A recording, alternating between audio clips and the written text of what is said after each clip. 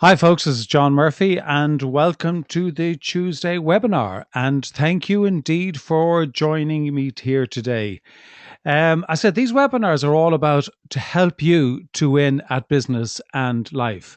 And the topics for these webinars will be very much determined by yourselves, which really it'll be drawn from my own work that I do with clients, but I would also love to get suggestions from you folks as to what it is that you would like me to cover in future sessions. I also want these sessions to be interactive, so if you feel like putting a question in the chat box, do so, or if you can raise your hand on the control panel, both of those are on the control panel. And I said these are very much for you, and I really do hope that they help you to win at business and life, and that they are a resource to you that you can tap into. The webinar here today, I've titled 7 Statements That Can Destroy Your Year. And in the course of my work, I hear from many people about what is actually getting in the way of them achieving their goals, what it is that is preventing them from achieving their goals. And very much driven, included in this webinar, are kind of statements that people come out with that I feel in some ways are kind of put forward as being kind of the usual sort of stuff that is put forward, and in some cases are very genuine. But I do think that they are statements that can really, really destroy you in terms of achieving your goals. And I just thought that I would go through those with you today. And the first one there is my pet hate, which is about multitasking. And people seem to have this view that, multitasking, there is something that is, exceptional about it. There is something that is really extraordinary about it. And it's something that one should aspire to in terms of, embracing it and, taking it on board as something that is a skill that is worth developing. Please, please, please completely and utterly dismiss it. There is nothing further from the truth. The reality is that research does not confirm in any way that multitasking is effective. What, in fact, you are doing is juggling. You're just going from one thing to another. Somebody actually gave a good example to me some time ago. They're saying that, if I asked you to go and to recite A to Z very quickly, you could do it without batting an eyelid and giving any thought. And if I asked you to go 1 to 26, you could also do that. But I asked you to combine the two, then you're going to, you probably get the first 2 or 3 right, but then you start to struggle and it would take you longer. And that's really what we're talking about multitasking. Now, the other part that people refer to as multitasking, it's what I call kind of butterflying, so that people are just kind of, moving from one to the other. And they're not actually, in effect, what they're doing is they're starting one thing, they're moving to another and moving around. But the truth of the matter is that if you are embracing multitasking, you in fact are being quite inefficient in the way that you're using your time.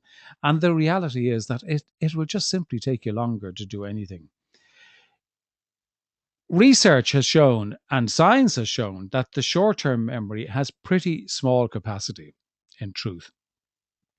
That, at any given time, we can keep kind of 2 to 4 pieces of information, which can be stored in our brain at any one time.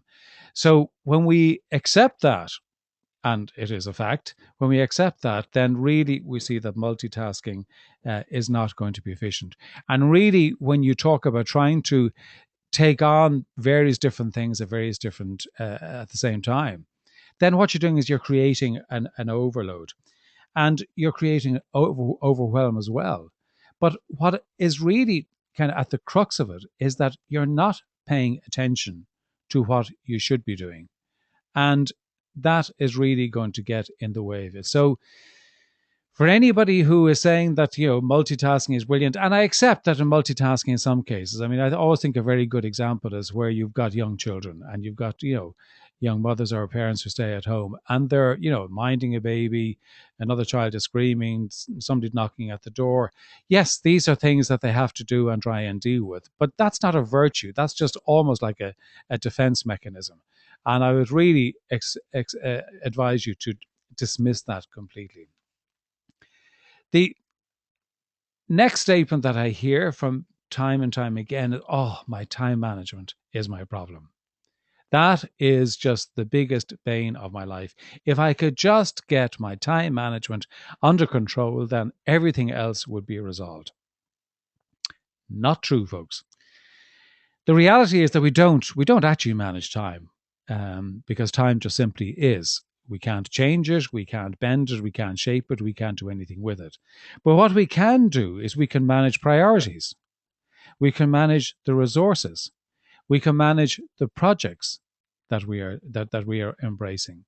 So they're the things that we need to embrace. And people blaming time management, in my experience, what happens is that they are not good at prioritizing. They're not good at, maximizing the resources that they have. And the fact of the matter is that in the resources, the resources are there for them to be utilized, but they're not utilizing them to the best of their ability. And one of the resources is kind of deciding on the priorities that we have and the what is the most important thing we should be doing at any given time, and also how we're utilizing the resources that we have at our disposal. And I would say to you, don't please go off and buy the latest software or the latest app that says, get this time management. I would refer to who I think is probably the guru when it comes to efficiency, which is David Allen, and the whole work that he's done around getting things done. And if you listen to any part of what he's talking about, he doesn't talk about time management. He talks about understanding what are the important things that need to get done and then allocating the time to doing those. So what I say to you is, don't get hung up and don't be using time management as an excuse, or don't believe that in fact it's time management that you actually need to embrace and that you need to go off and do a training course on. What you need to really identify is what your key goals are for the year.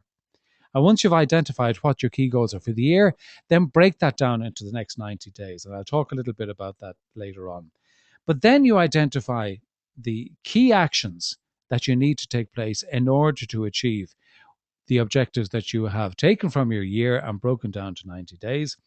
And so now you've got the clear actions that will drive those. Then on a weekly review, and we could do an entire webinar on this alone, but just to abbreviate it, do a weekly review. And in that weekly review, having identified what the actions are, then schedule it, those actions, into, times during the week. And when I talk about scheduling, what I'm really talking about is, blocking off the time very, very clearly. So, for some people, they would say, okay, well, I will do that this week. That's not good enough because the chances are it won't happen. But if you say to yourself, I will do this on Tuesday between 10 and 12, or I'll do it on Wednesday between 3 and 5 in the afternoon, then it's got a chance of doing it. And you schedule that in your diary as if it was an appointment with yourself. And once you've done that, then, there's a very, very good chance that it will happen. So really, it's about scheduling, and then it's about the discipline of adhering to it, and that you treat those, blocks of time that you put in there as a schedule. You treat those as if they were an appointment with your most important customer. And really, it's about that scheduling and the discipline around that. And it's not really about time management. I always like the quote from Warren Buffett where he says, time is the friend of the wonderful business and the enemy of the mediocre. So it is not time that we manage. It is the resources, it is the priorities, it is ourselves, which is in the resources, and also it is the projects that we have on our plate. The next cry that I hear from many people is that I must be so responsive. I must be so responsive to my clients. I must be so responsive to my staff. I must be so responsive so I can react immediately. And I would actually say rubbish to that, because I think that that is a real fallacy. You cannot be available all the time. I am not a fan of like the open door policy in companies. I'm not saying it's got to be closed all the time, but this kind of perennial open door approach, I really don't go for it. But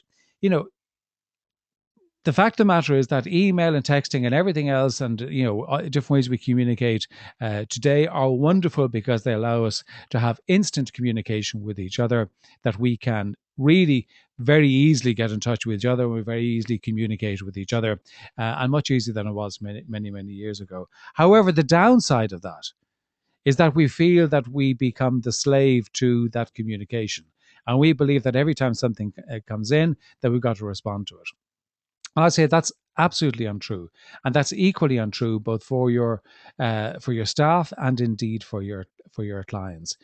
If you are responsive, if you take the principle of being responsive at all times and being available at all times, then frankly you are running to other people's agendas and not to your own.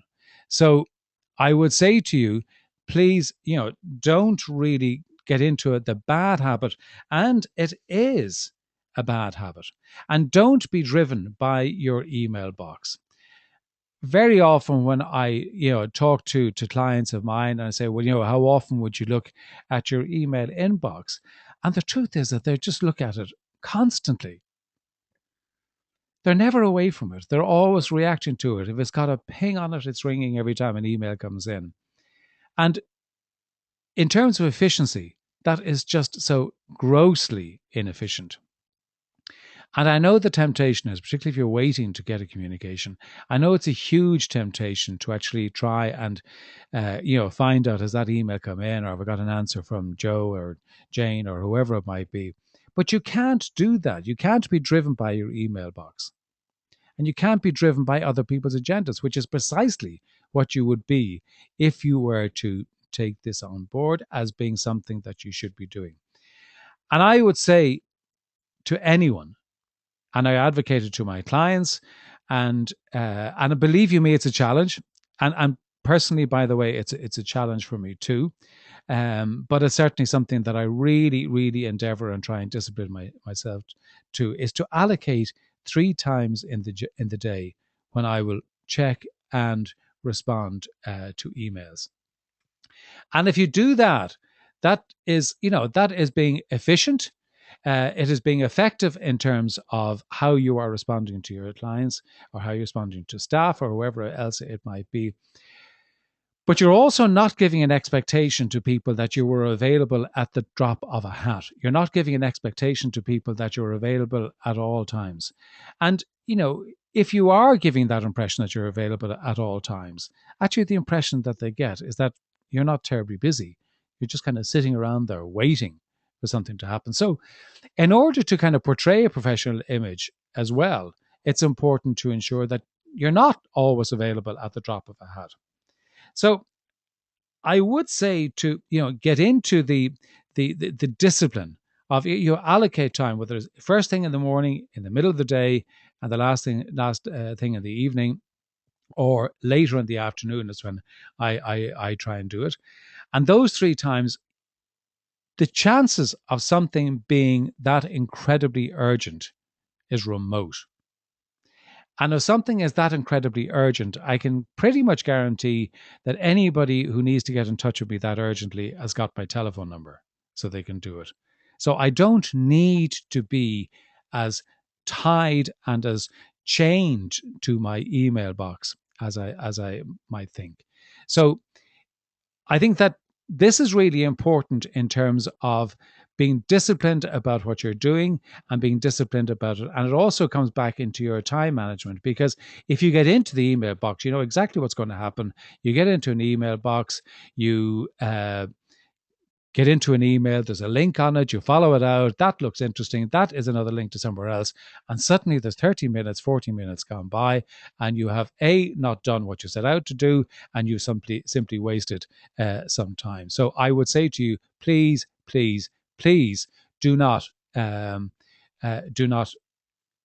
get the attitude of being available and that you have to be responsive at all times. The next statement is, my strategy is fine. And I'm not saying that your strategy isn't fine. But I do hear people say, oh, well, no, I've got a very, very clear strategy. I just need to get, my time management in place. I just need to get certain things completed. I need to get, once I get this done, then I go and address it. My strategy is fine is a statement. And every time I hear it, bells ring in my head, and they're warning bells that ring in my head. Because what it says to me is that we haven't gone back on the strategy and challenged it, tested it, reviewed it, or given any amount of significant time to really looking at it. And I'm not suggesting that you are going at your strategy all the time and questioning it in the sense of from a negative perspective or chopping and changing. But I am saying that, we need to make sure that the strategy we have is solid and the implementation of that strategy is still relevant. The fact of the matter is that markets are changing very rapidly. Every market, without exception, and certainly in my experience, every market that I know of is pretty dynamic and is changing on a regular basis. And, strategy is not something that is kind of one and done. Strategy evolves. Strategy has to also be dynamic because it's operating in a dynamic market. So you need to go back. And part of the challenging is also a kind of an affirmation to yourself that I'm doing the right thing. So you go back and say, is my strategy right? Because that has fallen out of your vision that you have for your business, the strategy that you have that you actually set down for yourself to. It's just going back and checking it. And it may be an reaffirmation to yourself as, yes, yeah, it is right. It is, it is going to get me to achieve the vision that I want to. But also, is to go back and say, well, am I implementing the strategy in the right way? Am I implementing it in the right order? So it's to constantly have this ongoing review of your own strategy taking place, so that it's not just kind of a one and done and put it away. And certainly, I would say, and this is going back to my excuse me, to my days in corporate life, where there was this kind of annual process that was a kind of a gargantuan process when you get into large multinationals, and it just gets so ridiculously complicated, and it almost becomes a complete end goal itself, just to complete the exercise of developing the strategy. But what very often happens is that that whole strategic piece is done, and then it's put to one side, and then you take it out the next year and have a look at it. And large corporates, believe you me, are as guilty of it as small businesses and service businesses and even one-man businesses. So I would say, having a look at your strategy, but then also having a look and saying, is the implementation of that strategy right? Have we really got the strategy? Okay, we've got it clear, but have we got the implementation of that strategy really, really laid out in the way that we should have it? Would we make any changes to it? Would we make any variations to it? What changes in the marketplace have happened? Or we've identified, opportunities within that marketplace. What would I change in regard to that? And also look at it because, you developed a strategy based on a series of assumptions. So it's always worth going back and saying, well, actually, were my assumptions correct when I laid out the strategy? And, going back on those, would I have somewhat different assumptions now as I did when I set that out? And the value in that is that you're continuously keeping the strategy, your own strategy, in front of your mind. By definition, by having your strategy in front of mind, you're keeping the vision that you have for your business in front of mind, but you're also reassessing and continuously reassessing about the actions that you are taking, and are they the right actions that you're taking in order to fulfill your strategy. So really, don't get complacent. Don't allow yourself to be complacent about that. My strategy is fine. I have that boxed away, and there's nothing else that I need to do. That is not really going to help you get to your goals. This is a constant evaluation. The next statement that, as I said, I believe can really damage your year is the kind of the thought process of, the world is my oyster, I'm going to do loads. Now, on the one hand, that's wonderful because it's showing a sense of perhaps ambition. It's giving a sense of, there's a huge amount I can achieve with this. There's loads of things I can do. But When I talk to people who adopt this approach and this mindset when they come into their business, what I actually find that the consequences are that they have identified far too many goals, far too many initiatives, and that gives them very much a kind of a scattergun approach to what they are doing. And the consequence of too many goals and too many initiatives is that it then becomes a lot more difficult to be really clear about what is important. And when there's lack of clarity about what is important, obviously what happens is there is a lack of focus. And if there's a lack of focus, you've got a dissipation of resources and you're not leveraging the resources that are at your disposal to get the greatest amount of value from that. Warren Buffett, um, and I know I've quoted him before, but I quote him again. But Warren Buffett said that you should keep 5 or 6 things on your radar. And if you keep the five or six key things in your radar, then you will be fine. Now, obviously, that's a simplification, but I don't think it's far from the truth. And certainly, my experience is true. In any business, there are probably about 5 or 6 key drivers that need to be managed at any given time. And if you do manage those 5 or 6 key drivers, then you have a very, very high chance of success. For all of us, what we have to remember, and it really doesn't matter whether you're talking about an organization like Coca-Cola or Apple, or you're talking about, a one-person business. Everybody works within certain constraints.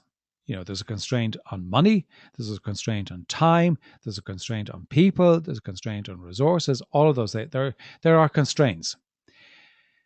And you have to recognize those constraints. And if you are going to try and spread those, those resources, those very, very precious resources around a whole load of different initiatives, then you're not really going to be effective at any one of them. If I can also in here just talk a little bit about kind of one of my pet subjects, which is about a target market. One of the big challenges I find working with clients is getting them to identify a very specific target market. And the reason that people actually find that difficult to do is that there is just a kind of this human element of wanting to feel that, well, everybody is a potential client, or nearly everybody is a potential client out there. And if I start, being very, very narrow in terms of my target market, I'm going to miss out on opportunities. And I can tell you, nothing could be further from the truth, because having that kind of broad brush approach really does mean that you've got a scattergun approach. And for anybody in any business, you have got to start off and have a very, very clearly defined target market. And within that target market, then you've got to define what your niche is. What is the service or what is the product that you're providing to that target market or that element of that target market? I can't remember who said it, but in something I was reading quite recent, they said you can't have a narrow enough target market because it's always going to be deep. And I think that's so very, very true. And it's a principle that's actually really worth keeping in mind. So stop trying to be all things to everybody. Stop trying to kind of embrace the world. It's virtuous on one level and foolish on the other level.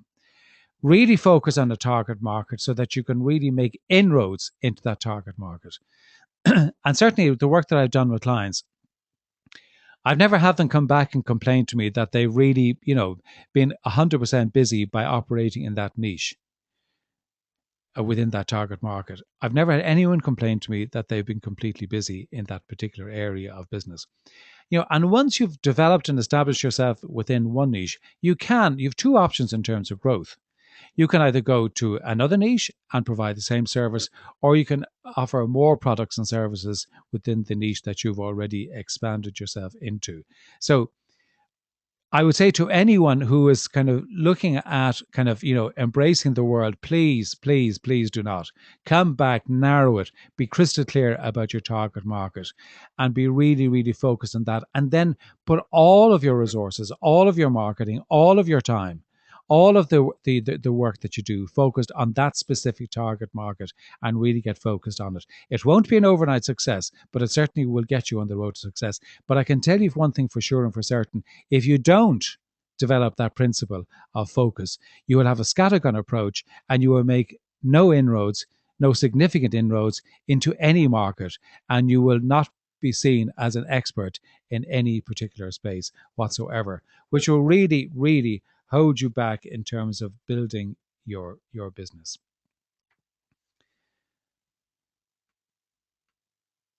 The next statement that really gets in the way is, I've no time to study. I am just so busy, I have no time to study.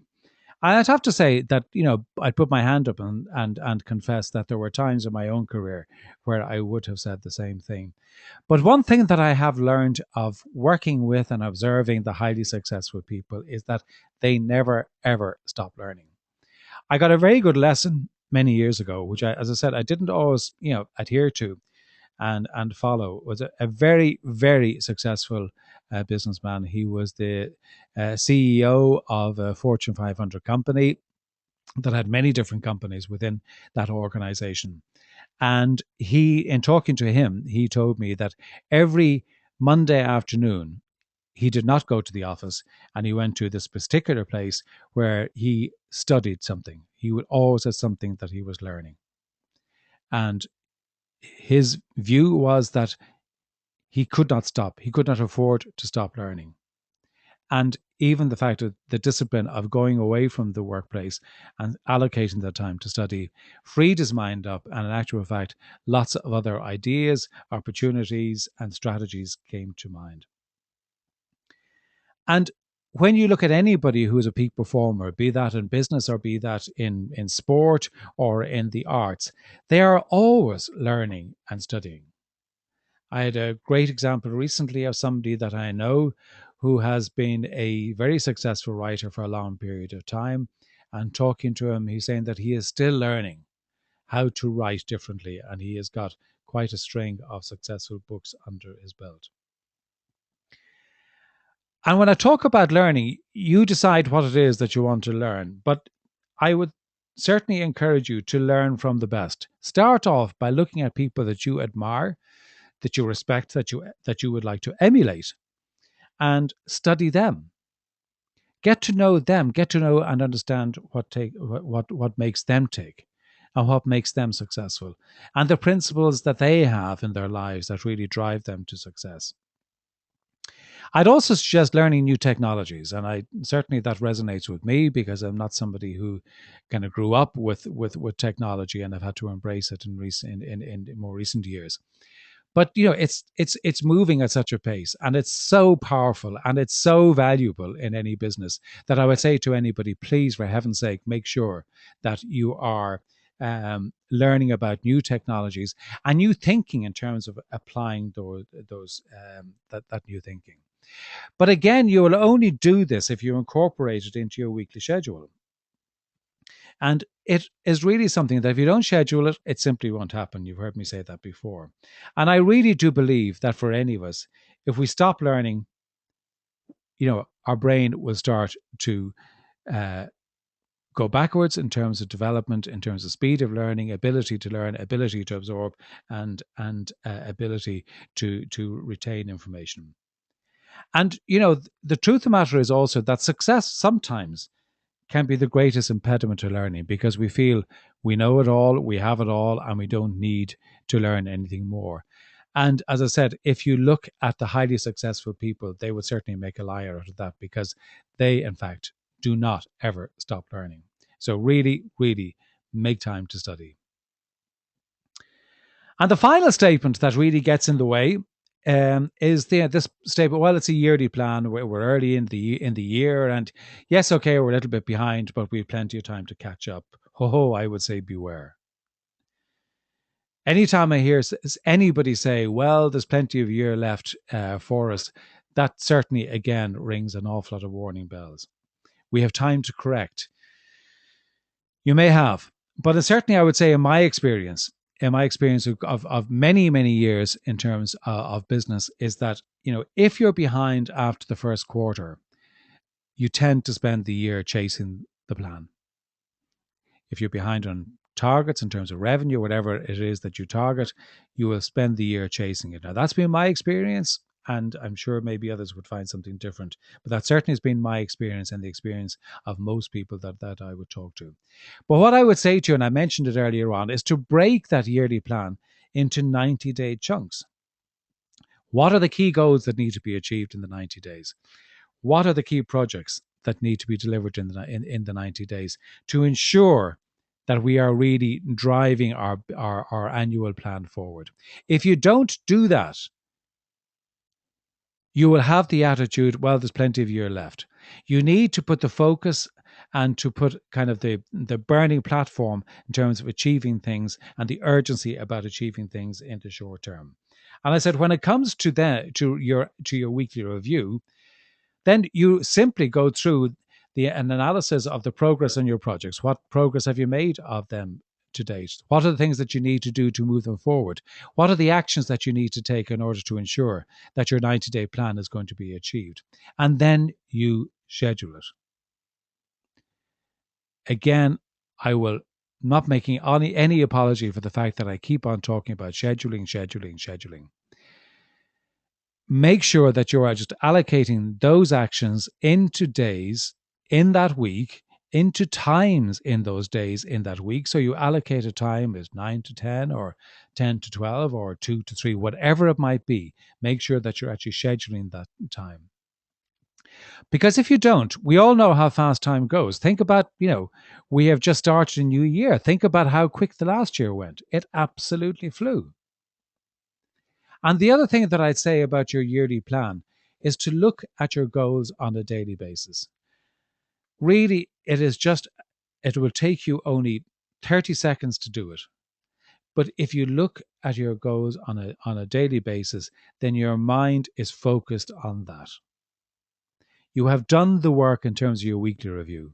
You don't need to do anything more on a daily basis, but you've done the work on the weekly review. You have set out your week. You've set out the days, and you've done the review at the end of each day for the following day.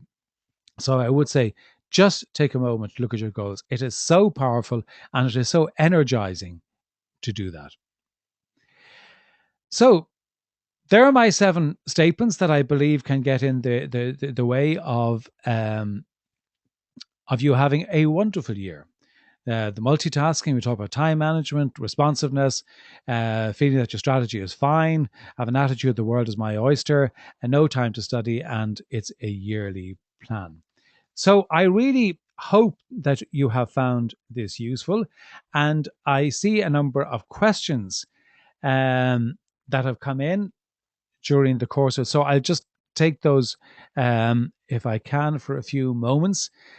David says, do we not need to be responsive to staff? I know what you're saying there, David, but what I would say to you is that it's not just this, being completely available at all times to staff. It is not, I don't like this kind of open door philosophy that people, are available at all times. I think that it is dangerous for a number of reasons. One is that you end up being driven by everybody else's agenda. But secondly, you find that particularly with staff, is that if you're available, they can come in and they can actually get the monkey from their shoulders onto your shoulders, and then you end up with all the problems. Very often find if you say something, listen, I'm not available today, come back tomorrow. There's a reasonable chance that by tomorrow comes, the issue that they wanted to come and talk to you about will in fact be resolved. So I would say no. You don't have to be resolved, and don't have the open door. But certainly also don't be responsive in terms of email. Nicole says, "Can I elaborate on scheduling or why it is important? Why is scheduling important? If it isn't scheduled, it won't get done. It may get done, possibly, but it's unlikely. If you don't have it scheduled, then it's somewhere floating around the place and it doesn't have a home. And you need to ensure that important tasks have got a very, very clearly defined time at which they are going to be worked on. Otherwise, the phone, the email, the drop ins in your office, the mail that's come in, the post that's come into you during the day, the snail mail that's coming to the desk, a report that's been written that you have sitting on your desk will catch your attention. You need to know at any given time what is the most important thing you should be doing at that time. And that's why scheduling is important. Now, I'm not talking about, being overly rigid about it, because yes, things will happen that you've got to deal with. But if it isn't scheduled, I can tell you, Nicole, it won't get done. Susan asked me, why am I dismissive of time management? Well, I suppose I am being a bit dismissive of time management. Well, I'm dismissive in the sense that it's not time that we manage. Well, we actually do manage our resources and priorities and projects. And I'm a dismissive of the fact that people blame time management for not getting things done. And their poor use of time is actually down to poor prioritizing, because they spend the same amount of time. They don't spend less time or more time. Time just is, but they're just not spending the time in the places that they should be. And that's why I am dismissive of time management, in the sense of people saying, oh, well, if I could only go off and do a time management course, then I would have all the answers. It's not. I hope I get the name right on this one. Jean Piero, I think, is the name. If I mispronounced it, my apologies. Am I suggesting changing strategy? No, well, what I'm saying is check in with your strategy. I'm not suggesting that you have got a strategy that just moves all over the place and is completely different. But what I'm saying is that, when we actually do set down a strategy, we make certain assumptions that are the backbone of that strategy. And sometimes we might find that those assumptions either are incorrect or have changed. And we need to make sure that we're adjusting the strategy accordingly. And if we just take the attitude that my strategy is done and we put it away into a corner, then in truth, nothing will ever, the chance of that, it just becomes too rigid, and we could find ourselves at the end of that period and we have set out on a certain route and we've ended up in a different place. So I'm just saying, for the purposes of checking in and making sure that your strategy is fine, and also that the implementation of that strategy is fine, I am saying that you should be checking in on a regular basis. Max asks, can I elaborate on the world is my oyster? I assume you mean, can I elaborate on why I think that's not such a good idea? Again, it comes back to focus, Max. I think the attitude of, I embrace everything and everything is an opportunity and everything I see is an opportunity, I'm going to chase after that, is dangerous. I think we've got to pick our shots. We've got a limited amount of resource, and we've got to make sure that we're maximizing that. And I think that it would be a shame to dissipate those resources. So I think you need to, if in the example I gave, identify your target market, identify the niche that you have within your target market, and then focus your time on that, and avoid the shiny new toy syndrome that we can all be guilty of embracing every now and again. So avoid that, and just really get focused on your target market and the niche and the service or the product that you provide into your marketplace.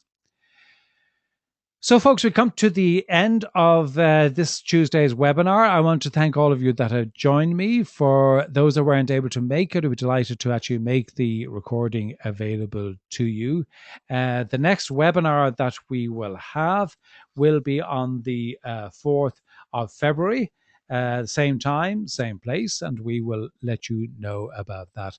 In the meantime, if there is any queries on anything, if you go to the site, www.johnmurphyinternational.com, there's a bucket load of resources and blog posts and podcasts and things there that hopefully would help you. If you want to get in contact with me directly, then please do so at John Murphy International.